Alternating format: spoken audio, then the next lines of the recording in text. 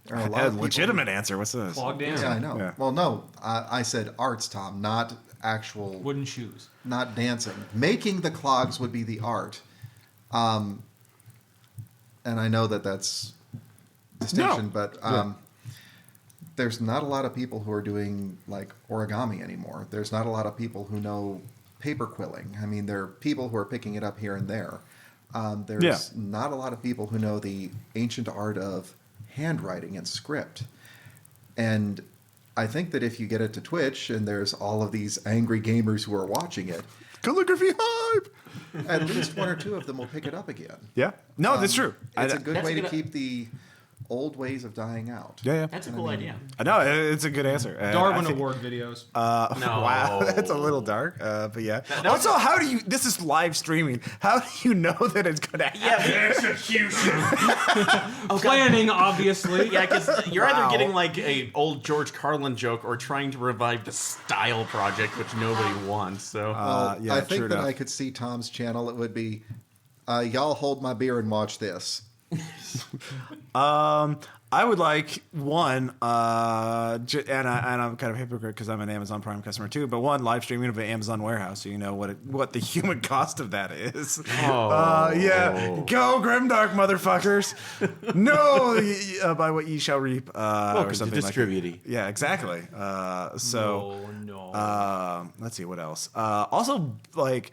Obviously, gaming conventions, I think, should have live streams of like the big hallways, like for where they have the cosplayers meet and stuff like that. that would actually be pretty cool, especially for a lot of and people who can't go. On Yeah, exactly. places, Yeah, so. not just Gen Con, but like Comic Con and other places like that. Not just the big events, but like where those promenades where cosplayers go to have their photo taken and stuff like that. Yeah. That would be fun.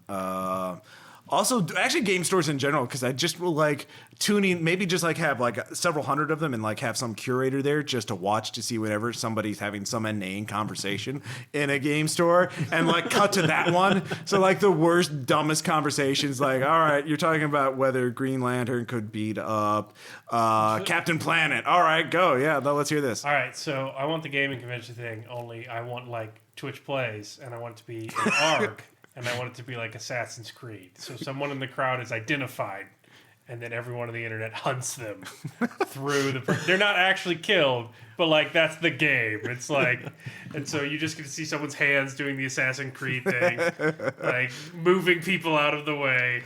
Oh, you could do like a Where's Waldo, but live streaming. Oh yeah, that Like put it in Grand Central Station and be like, find this motherfucker. That could be like the beginning of Surveillance, like the Eclipse Phase Panopticon crowdfunding the Panopticon. So yeah, because that's how the NSA. Or just like the old, Well, Surveillance the old would be George Carlin game. There's spy. You know, there's a spy at the airport. Your job. Find him. yeah, Twitch Plays could be a lot of stuff. Like Twitch Plays, we should at some point do a Twitch Plays an RPPR tabletop game and just have people screaming like, and not limited, like not like anything, but like set it like Twitch Plays Pokemon. Give them like a set of commands, like negotiate, attack, or surrender, and be like set it up to a vote every 30 seconds to. God, that sounds like that could be fun, but it also sounds like that could be highly tedious. But I say that also knowing well, in fact, that I suggested the first-person shooter Yeah, exactly. option as well. So there's a lot of things. So yeah, it's the future of all things, but we do have a couple of things to review or look at, and I think we're not going to fully review everything in here, just sort of brief, because Noah also sent us Dragon Magazine issue 136, and there's a ton of great stuff in here. So I just want to hit on some of it.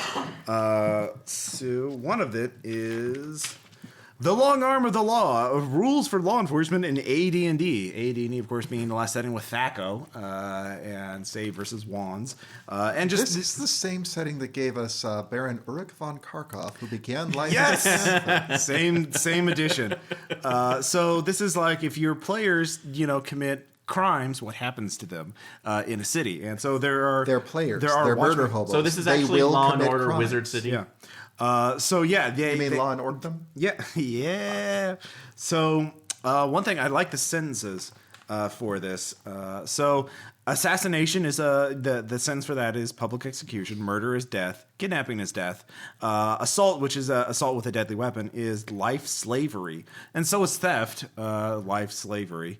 Extortion is a beating. You get beaten up if you try to extort someone. Whoa. So what was the life enslavement versus the beating? For Assault and theft were punishable by life slavery. So. And then debt was indentured servitude, and then smuggling, swindling, fencing, stolen goods, and forgery were all jail terms from between 30 and 90 days. So tough but fair. So, but what warrants death in this system then? So, well, like I said, assassination, murder, and kidnapping. So they kept kind of basic. So, yeah, no, there weren't many crimes. Evasion of justice was 30 days in jail. Insolence was punishable by a flogging.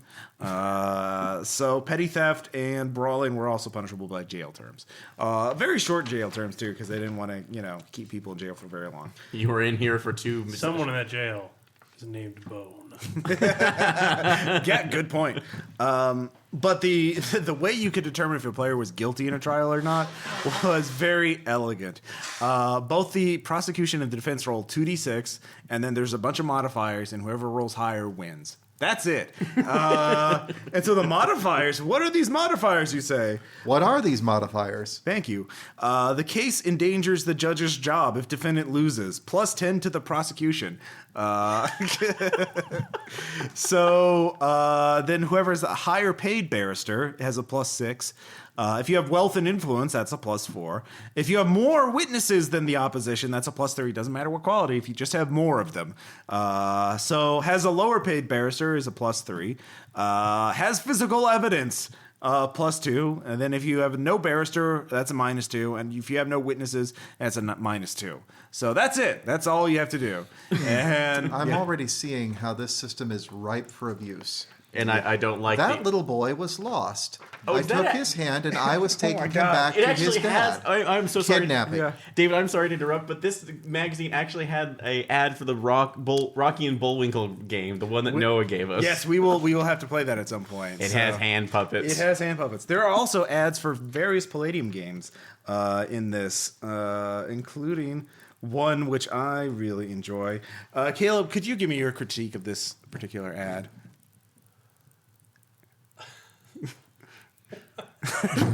Caleb is a bit speechless right now. That book? Yes, that book. Guess what? I own it. a big I've read it. surprise. Of course you do, Tom. It's Palladium. Post-Holocaust Australia. That's not the right word to use. These are punk kangaroos with Uzis, by the way, with mohawks, earrings, and let's see here, studded leather vests, kind of thing. I would describe them as. By the way, in the actual book, it's also all about airships and Dreamtime magic. Welcome to the future where everything runs on eucalyptus. Motherfucker. There's also an NPC merchant class, which has spells, and I won't get into it because it's an NPC class, so it's kind of lame. But they have level titles. Back in AD&D days, you had level titles. Wait, for each level? you Yes, got a for new each title? level. Ooh. So, So what would be a level 7 merchant? level Ross? 7 was a master trader. So what's the highest level they can go? Is it 20 Merchant Prince. Merchant Prince. At the level 12. Well, they start being called the Merchant Prince at level 9, and then they're still Merchant Prince. Oh, okay, so They're just But they're better. more princier. Yes, that you start as a haggler, then you work your way up to bargainer, and then a hawker, then a vendor, entrepreneur, trader, master trader, and then merchant prince. It's a very short step from merchant to merchant prince. So, what is it? All Well, it once you're already requires at is an merchant right now, you inordinate just amount need to of money. marry into the royalty and you're good. So yeah. And they get spells, and they can have mind control powers, succession spells. 'Cause they're that's- really good at talking. because that's not questionable. It's a critique of capitalism, all right?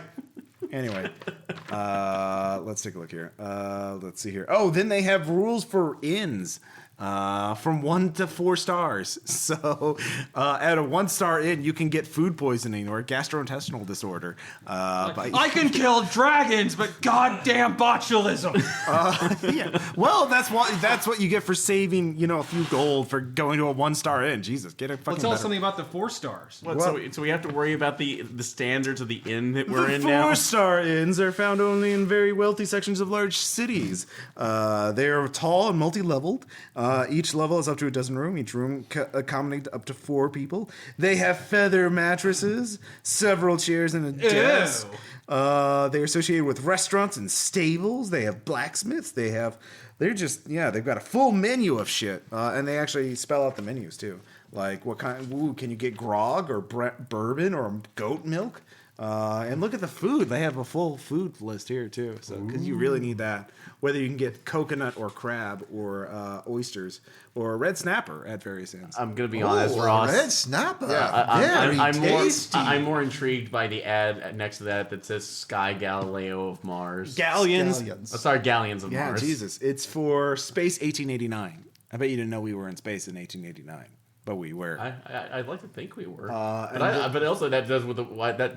It's a miniature games where you have space galleons and you're. I'm fighting okay with in that. Space. Space 1889 is actually a pretty cool game. Yes. Space 18. I've read that one. Nice. Oh, it did. Well, this is a fast-paced game of aerial combat in the Martian sky. So it's like a spin-off game. Oh God, Jamestown. Space 1889 is like if you mashed up John Carter of Mars with the movie Zulu. Like it's nuts. Like Martians are coming, form a firing line, boys. Wait, so it is kind of like Jamestown. Yeah, it's space imperialism. Yeah. Woo, imperialism! So For you to copy that sounds kind of insane. let's take a look And I here. was going to say on the food chart, though, the arms and equipment guide probably used some of the same material because there's a couple of pages in that back from D&D 3.0 where they talked about if you're going to stay at this quality of inn, this is how much it's going to cost per night. These are the things that you have available. Inns of 3 stars and up, you can actually hire a valet if you want one. Right. That's true. Yeah, like AD&D had a lot of this stuff where they tried to figure out everything they could about what sort of materials were available, and they just put it in their book. Lots of lists and Because tables. they knew that in every group there's going to be that one player who's going to say, "Can I hire a servant?" Yeah. Yes, you can. This is how much it's going to cost. Torchbearers. Yeah. So, Trap detectors. it was just in preparation for that one anal retentive player who Well, had this to list AD&D, everything. there was more than one. There was quite a few of them, actually. And let's see, we'll say some other things for next time. But I do want to mention this on page 40. There's a short story called "The Curse of the Magus." But the art for this is problematic. I would say it's just a dude looking up at a giant cloud, naked lady. So it's just like, all right. By Gandalf, what scary smoke And there's rings you've been some blowing. iguanas. And I approve of that. all right. It's lonely on Iguana Rock. Don't judge me.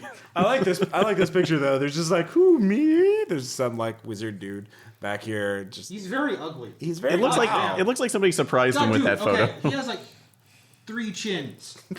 okay. Wow. Very judgmental, Tom. So then, what I like is they have the sage advice, which are questions about the rules for AD&D. Because believe it or not, there were imperfections in the second edition rules of AD&D. No. Yeah, I know, right? And so Well, some- that even carried through to later publications of Dragon. I think that they were Oh, yeah. still putting it in for 3.5. Oh, yeah. That's the last time I got. Well, 3.5, it was nowhere near the masterpiece that is second edition.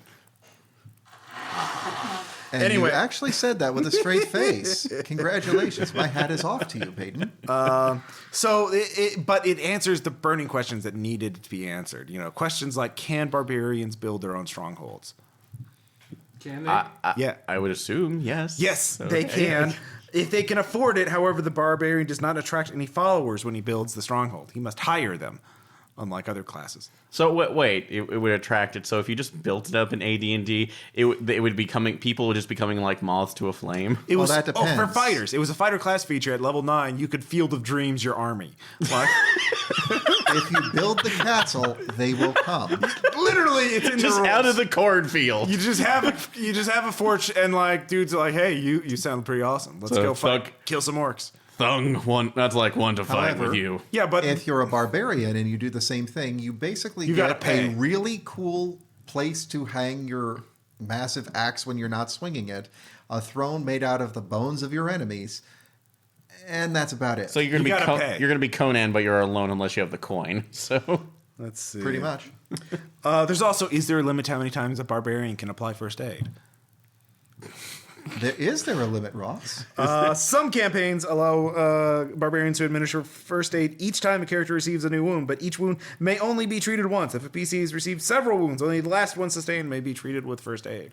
So, you can't just keep wrapping dirty cloth around them. So. Yeah. You hit a certain point where he can only use what's been termed the warrior heal from World of Warcraft. Fling a bottle at his head and yell, walk it off. Yep, exactly. So here's another one. Yeah, this question is for Tom, and I want Tom to answer honestly. Get the mic. So Tom, do you think is it acceptable for paladin characters to drink alcoholic beverages? Yes. Oh, whether or not paladins may consume alcohol is up to the DM, and making such decision, the DM should consider the beliefs and general tendencies of the paladin's religion. It is helpful to keep in mind that the only beverages which could not be infected or spoiled in the Middle Ages were alcoholic. The only major teetotaling culture in the world at the time was the Islamic Middle East. Balance this with an understanding of the obvious effects of overindulgence, and of course lack of moderation was the offense that most concerned real-world medieval society, which is what Dungeons and Dragons is really about. Simulating. Caleb, are you all right? See, this is why the agnostic paladin is the best. You don't know, so you can do whatever you want. Until you find out you're wrong. But then even then, you don't know you're wrong. It's a wondrous. Was that all you road. had for me, Ross? All right, here's another one that's actually up your alley, also about paladins. What should a paladin character do when he captures an evil opponent? Let's say that a hill giant encountered in its lair in a wilderness adventure surrenders to the paladin expecting mercy. Can the paladin kill it? Because that's the important thing. Can we kill this thing? All right, here's what I will say, Ross. Yeah.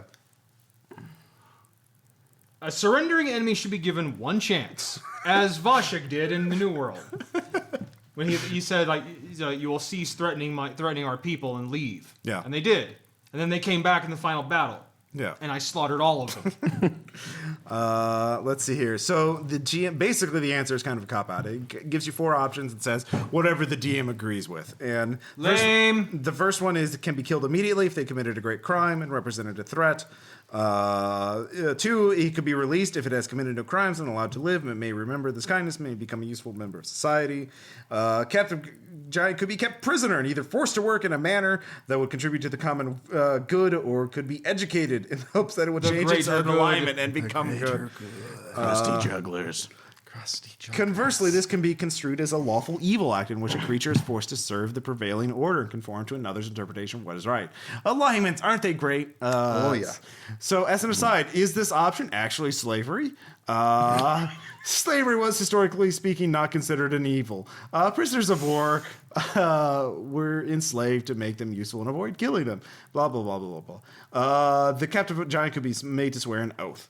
So, obviously, the paladin should do something with the giant, but it's up to you. Blah, blah, blah, blah, blah. You're right, that is a cop-out. Do I have to leave him alive? Well, that's up to your DM. We're not going to tell you. Go ask your mother on that one, Davey. So, and here's another one. This one's actually about another Tom question, because it's about druids. Can a druid shape change into a magical mammal, fish, or reptile like a unicorn or pseudo-dragon? No, they cannot. Yes, they can only change it into normal, non-magical animals. And this question made me realize, how fucked up is that explanation? Because you're a druid, unicorns and pseudo-dragons are real creatures in your world. What is the distinction? How do druids rationalize this in your head? I can explain that one. Okay. There's a difference between animals and beasts. Well, by our game stats, but to a druid, they've lived they're in the same ecosystem. Unicorns shit in the woods just like bears. No, they don't. Because bears shit, and then unicorns poop out rainbows. Okay, well, they World both of happen difference in- between the And two. wizards vomit rainbows, Yes. but whatever. But the druids are basically saying, oh yeah, okay. In another parallel universe, the unicorns and these things aren't real, so we can only turn into things that exist in that other universe. That's what they're saying. That seems to it's a point of another semantics. Yeah, it's like they're all real animals to druids. They act like animals to druids, but they're like, yeah, we can't turn into But I'm those. assuming in There's the reason a why we're limited doing amount this. of magic that you have access Probably to. for game balance. Well, yeah, It's for totally, power it's, creep. it's so. totally an artifact of game balance, but there's no thematic reason for it. Well, it takes a lot of juice to turn yourself from a human into a bear. Not yeah. really. Well, Not if you're a druid. Well, and to me, it let was me finish my Yeah, thought yeah. on that one. No. It's quite another thing to turn into a unicorn that has all of these other innate magical abilities. Yeah. You've got a finite amount of magic to use, otherwise it's game breaking. Right. So the reason why we can't turn into the unicorn because, we just don't have enough whammy to do that. Although it Well- is possible to do it with the rules, depending on what you read in the Epic level handbook. That's third ed. There's We're talking feats. about second ed, which is Oh. clearly the best well, edition. and to me, and again, this is also coming from somebody who is not very educated on THAC or second ed. Yeah. It seems to me that they could have done something to the turn of, well, you're taking the shape of this creature, you have none of the ability, so it's more or less just a con or a ruse until, hey, the real unicorn comes around and says, what are you doing? Well, there's more than one unicorn. Well, and also you do have Yeah. the abilities of the things you turn into. Yeah. So it's totally a game balancing. It has nothing. It makes no sense. So I still think that the conversation Druids had, like, yeah, we can. Why can't I turn into? I can turn into a horse, but I can't turn into a horse with a horn on his head. What the fuck? I could turn You can't into turn an into elk. a magical Yeah. horse with a magical horn on its head. It's still magic.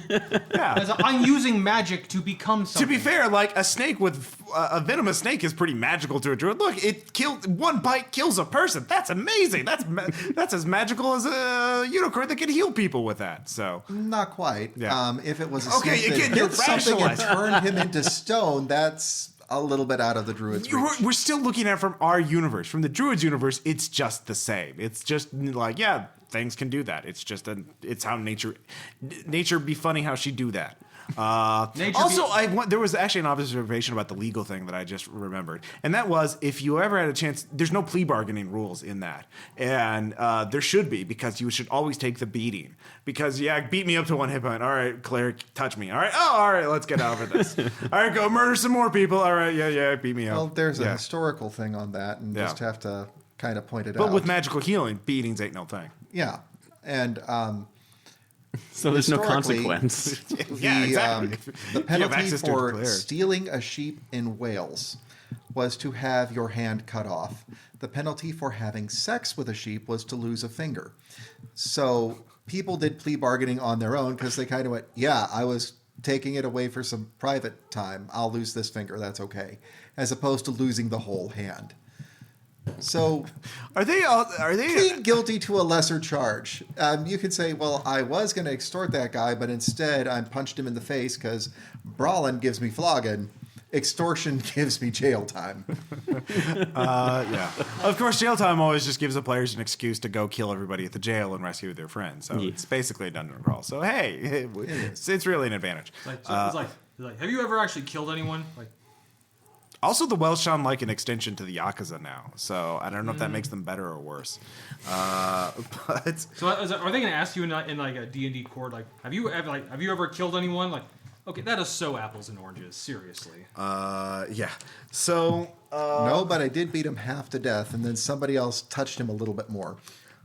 finally, Noah also gave us some collection from Grimtooth's traps, which are collections of traps. And this will be a little different. This will be some critiques of traps that I'd like Caleb, our death trap expert, to talk about. And there's dozens of these, so I picked out 3 that we can Say switch I'm on. an enthusiast.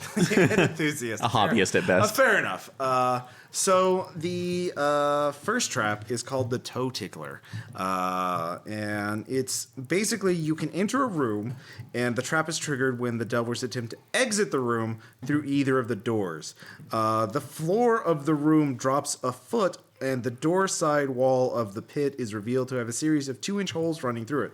So from the holes come spears that should catch characters in mid-shin, causing a painful wound if they do not break the shin outright.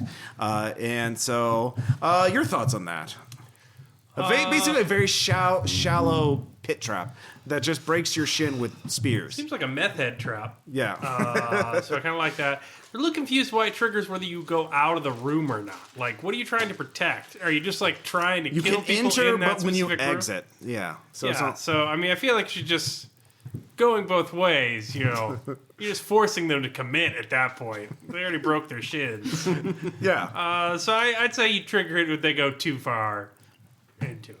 Fair enough. And there's a little picture there, of course. There are pictures for a lot of these. What I really like about it is that it's really going to fuck the rogue who's crawling along the floor looking Oh, for yeah. traps. They're gonna 'cause go his face ass first. is dead. Yeah, face first. So that's pretty clever. right. I give it a B. Or he'll have broken plus. forearms because he'll stick his hand in it instead of his leg.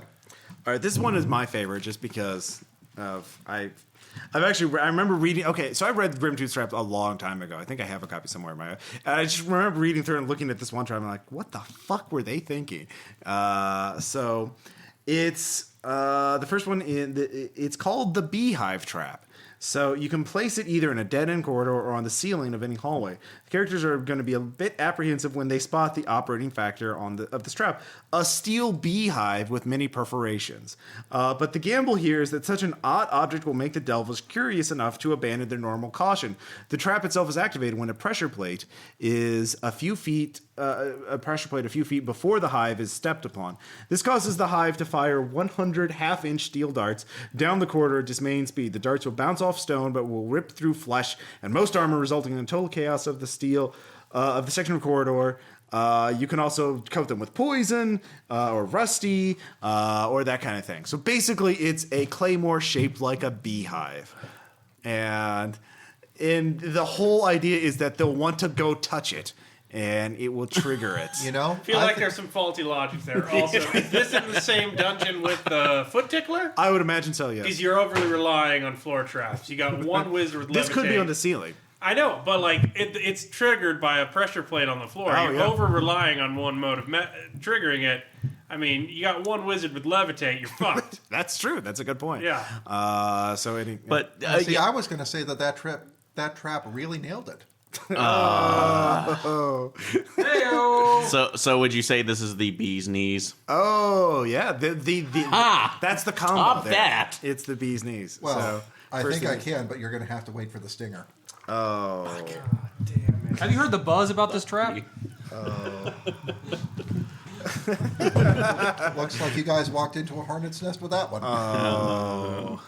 Whackity schmackity doo. So then the third one I would look at is the Hellevator. The Hellevator. I already love the name. It is the Hellevator.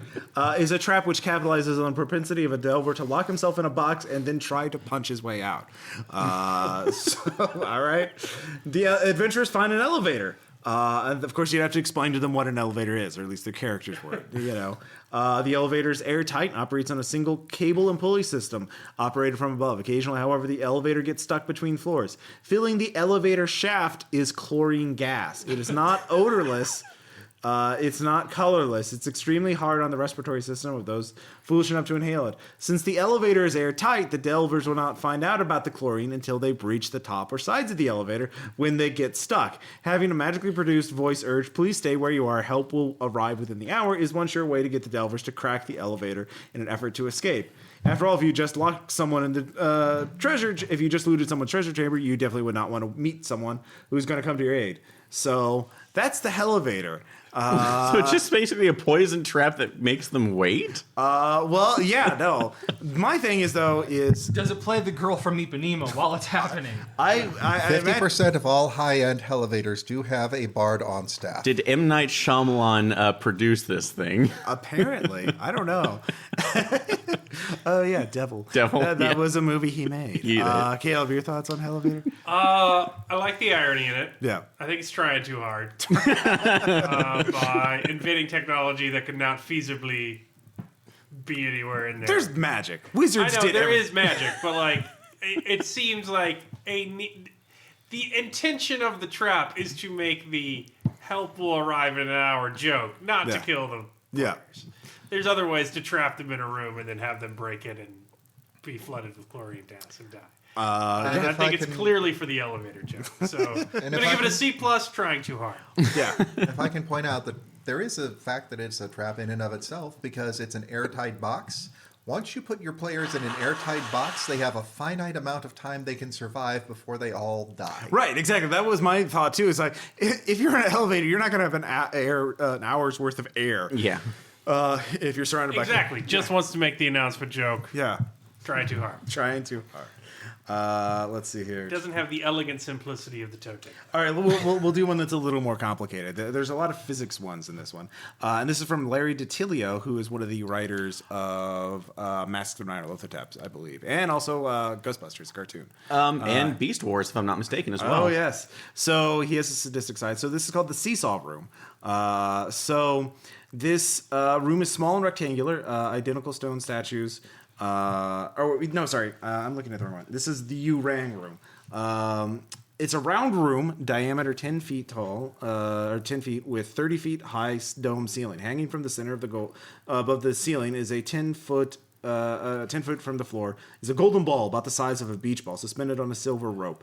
The room can be entered without mishap through a trapdoor in the bottom of the floor. If no one fools around with the golden ball, the party will be unharmed. However, doing anything to the ball and the rope triggers a complex mechanism above the room, and the room begins to swing from side to side with the delvers trapped inside. The room is actually a giant bell. The golden ball will strike against the walls of the room, now revealed to be stone-plated steel, making an awful gonging din, which should deafen the characters. Those delvers foolish enough to hang on to the ball will be pulped against the walls. Characters merely stand in the swinging swoon will gather their share of bruises too. The bell also serves as an alarm for monsters in the area. The room will stop swinging after a few minutes, just in time to emit the hordes of hungry monsters that have gathered nearby. So here's a diagram to show what it looks like. So you get in there, this starts swinging, and you start getting knocked from side to side and alerting everyone else as, you're just in a giant bell. That's the trap. So, Caleb? It's extravagant. Yeah. I mean, it's like a gold-plated toilet. I mean, you can't really. You want one of those. It's like one of those Japanese toilets that talk to you. Yeah, if you want something that fancy, It's my only I mean, you can go for it. Yeah. But yeah, I'll give it a beat. B? Give it a solid B. You're very, very hard to impress. I do see a couple I of would say ways that B+, the adventurer but- could get around it, because the whole thing hinges on the fact that they're going to mess with the golden ball, but nothing about the silver chain.